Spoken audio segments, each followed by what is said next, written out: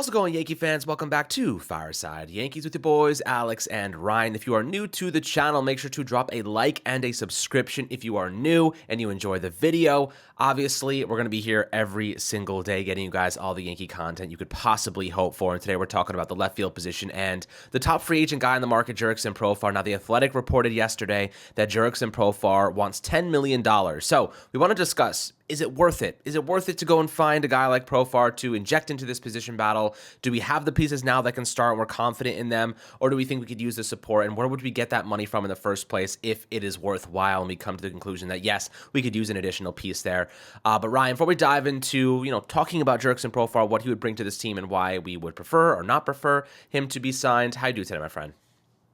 I'm doing really well. Again, it's just good to have baseball back. And we haven't really talked about Profar in a while just because his market's kind of gone quiet, right? I imagine the Texas Rangers would be a team that would be involved with Jurickson Profar just because they needed outfielders and they ended up signing Cole Calhoun instead. So Profar's market kind of seems a little thin, right? You're kind of looking at teams that could potentially have been looking for outfielders. The Yankees still stand out as one of them because they are a contending team and Profar's a switch hitter and the Yankees like guys who walk. But it's just like, at this point, it's, as you mentioned, it's a $10 million price tag. The Yankees don't have $10 million between them and the fourth luxury tax threshold. They have less than $1 million. So, the immediate response would be move IKF, and that's great. That's $6 million. We are still about $3.5 million short of what we need to get to sign Profar.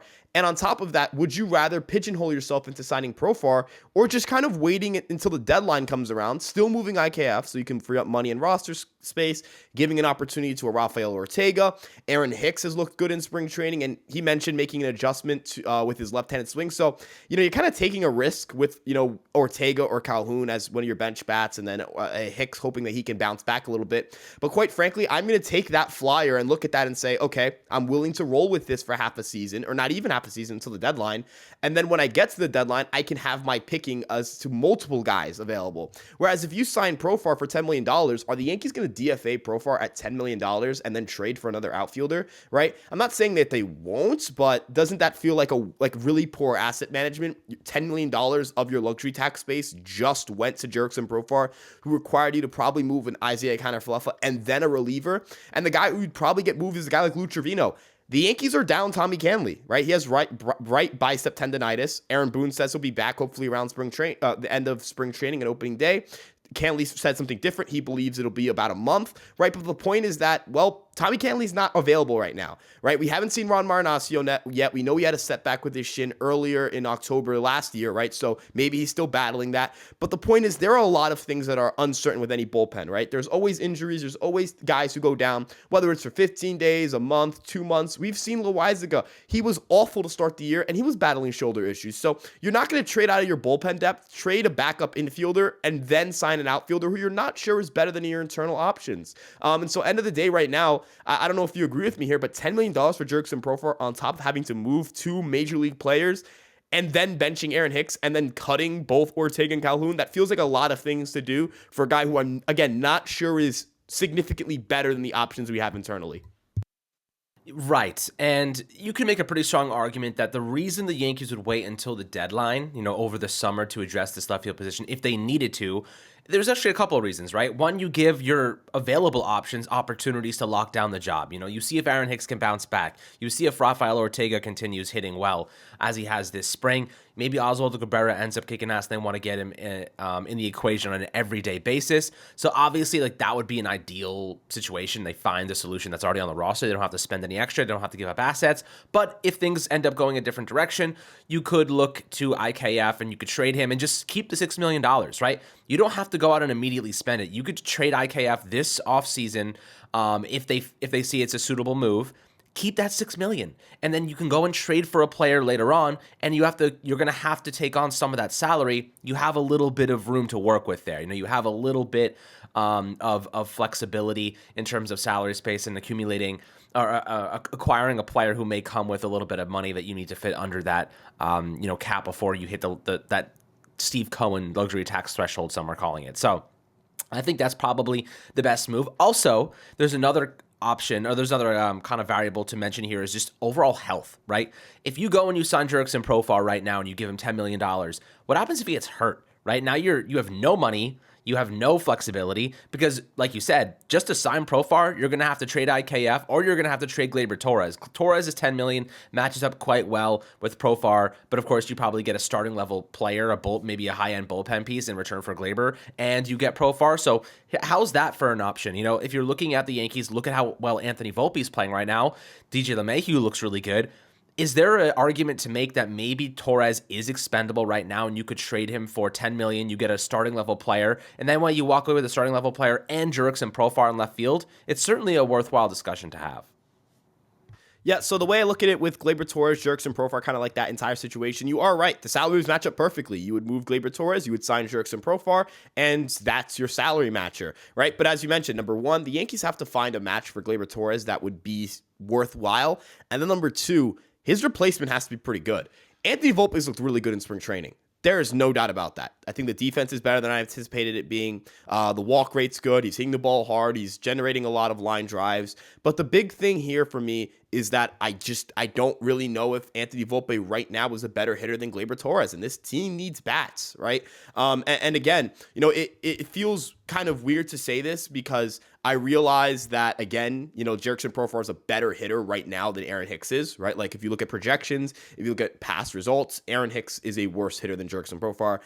Is that to say that Jurickson Profar, every time if you were to simulate the 2023 season 100 times, how many times would Jurickson Profar be better than Aaron Hicks? It wouldn't be 100, but it certainly, I think, be more than 50, right? So the way I look at it is, yes, you're upgrading left field, but I feel like the Gleyber Torres is such an essential part of what this team does, this team's power identity, this team's ability to generate, strong batted balls, strong quality of contact. Gleyber Torres excels in those regards. And so for those reasons, I feel like I need Gleyber Torres to still be on the Yankees. And I also just need to know what Anthony Volpe is at the major league level before I'm comfortable moving Gleyber Torres. Remember, you're trading a quality starting second baseman in the middle of his prime. You have to be very sure about what his replacement is. Now, I guess a good argument and a good counterpoint would be LeMahieu could be the second baseman and Donaldson would be the third baseman. And while I think Donaldson should not be the third baseman, I think it should be LeMahieu. The Yankees think differently. And the same way the Yankees are kind of letting Aaron Hicks prove to them whether he's still got it or not. The Yankees are going to let Josh Donaldson prove the same thing. So in a world where you say, the Yankees get a high value bullpen arm, someone that is, just makes that bullpen so much better, or maybe even a starting pitcher. Again, I don't know really what the trade return will look like for Gleyber Torres, but I do know that the Los Angeles Dodgers would be all over Gleyber Torres, and they have plenty of arms that are very, very enticing. So if you were telling me that the Yankees flipped Gleyber for a high-priced bullpen arm, they signed Profar, DJ's a second baseman, Volpe gets a roster spot, kind of LeMahieu is the rover still, but Volpe is getting everyday playing time, and so you have your backup option if Volpe doesn't do well, which is LeMahieu, and if Volpe excels, well, now you have your starting second baseman. I'm totally on board for that. I can see that argument. I just wouldn't. I think that's a lot of moving pieces. I think that's a lot of changing around the team, and I'm not comfortable doing that. But again, that's just how I view baseball. There are a lot of reasons to argue against the way I view baseball, so it's a very interesting point for sure. I think that's definitely something that could spur a lot of debate in the comment section. That's definitely true. I mean, we always like spurring good debate and obviously civil conversation, my friends. So, always drop your thoughts in the YouTube comments. Always happy to have a conversation there. But I'll ask you this, Ryan, one more thing.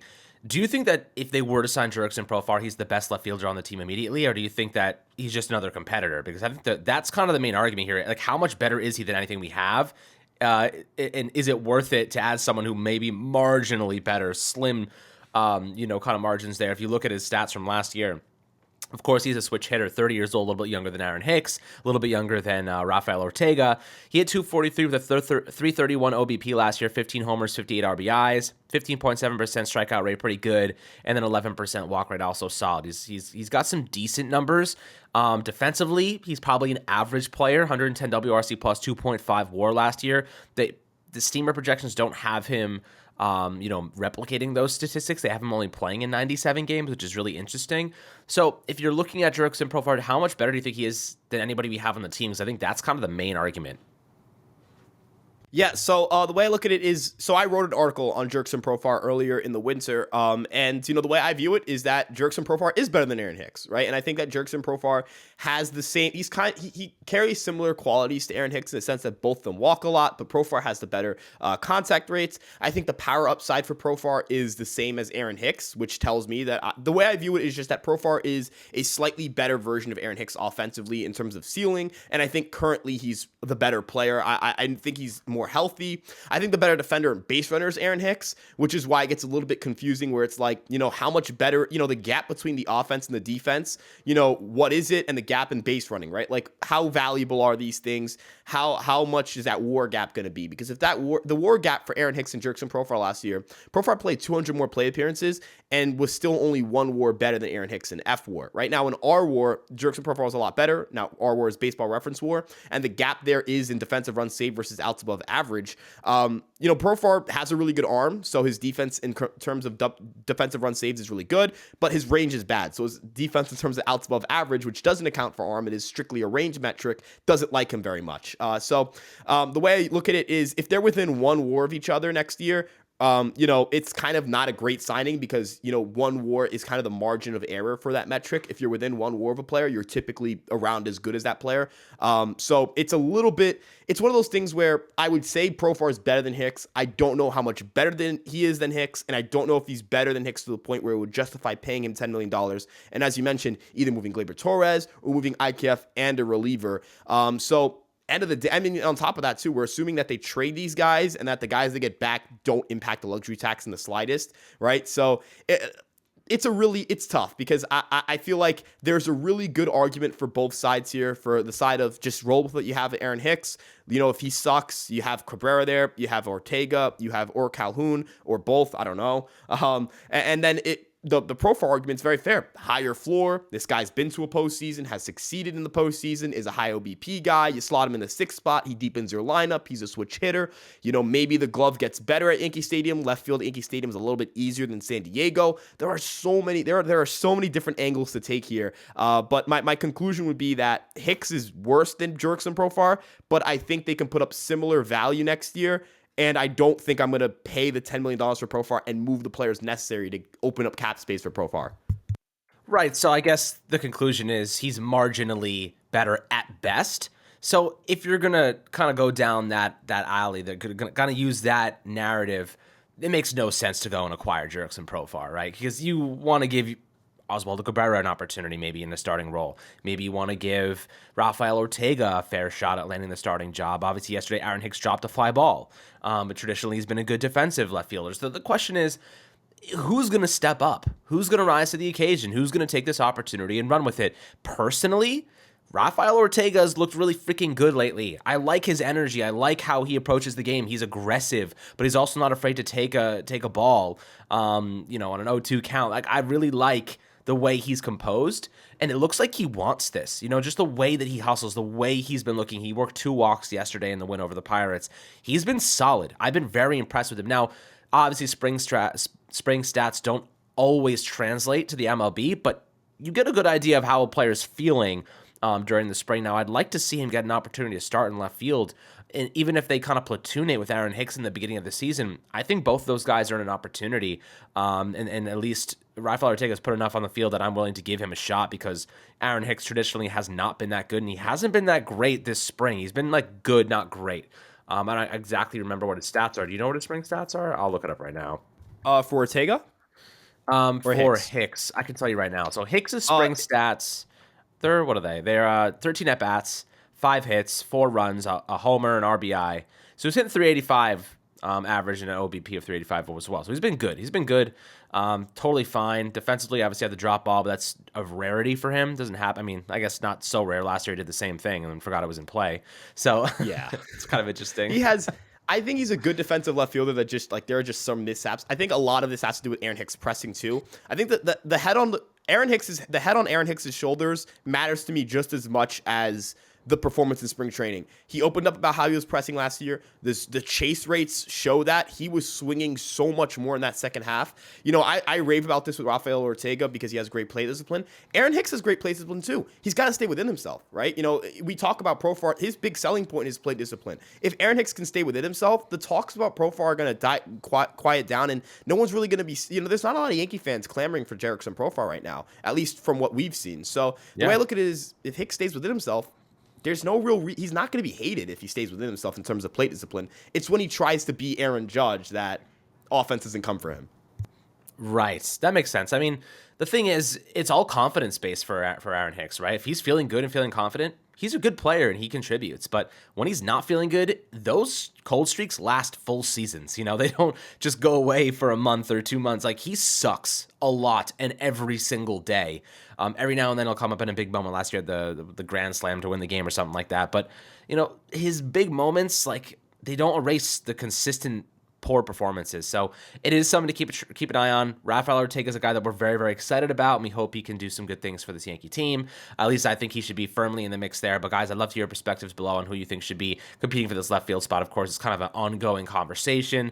I wanted to discuss Profar because they dropped some numbers in regard to how much he would cost. So I thought it was worthwhile to mention and discuss if he's even worth it at that price point, and kind of what we've seen this spring to justify any other players getting time at the starting job. But as always, my friends, make sure to like and subscribe. As always, make sure to turn the notifications on so you don't miss an episode, and we'll catch you guys on the next Fireside Yankees episode.